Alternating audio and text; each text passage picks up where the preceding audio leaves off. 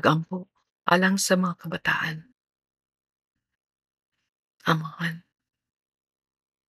Dios namong tanan, manggiluy-on ug gamhanan, magbubuhat sa langit ug yuta.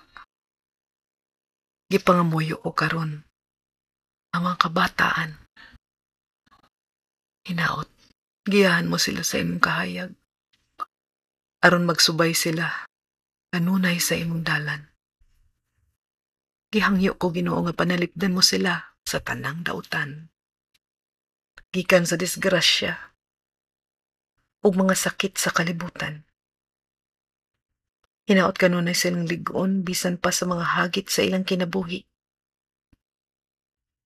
Atake sila og kaayuhan gikan sa mga balatian sa lawas ug sa hunahuna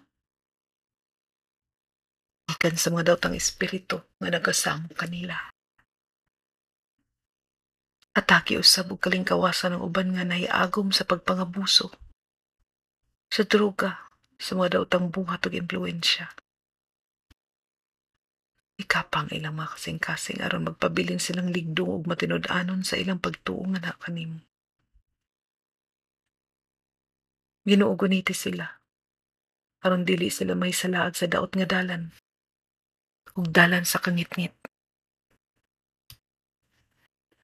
Giampo ko usab Ginoo ang ubang kabataan nga anaa taliwala sa giyera ug kagubot. Dinhi sa among nasod ug sa uban pang mga nasod.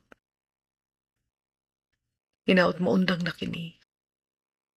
Hinaot mo undang na ang kagubot, mga kasakit nga ilang tagamtaman. Hinaot nga maatiman sila og maayo ug mahimutang sa luwas nga panimalay. Uban ang ilang mga ginikanan ug mga mahal sa kinabuhi. Tabangi sila Ginoo.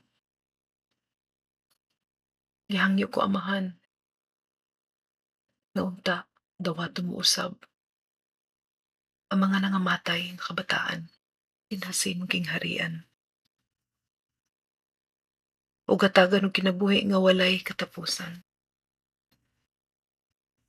Nga malinawon ug malipayon sila bisan pa sa ilang nahiaguman dinhi sa yuta. Ikapang kasing-kasing sa ilang mga ginikanan ug ubang pangbanay nga nabilin ug nagsubo sa ilang kamatayon. Uban ni sila Ginoo sa panahon sa ilang kalisod, sa panahon sa kalisang, sa panahon sa ilang pagsubo. Hinaot dunggon mo kining pagampo. Amen.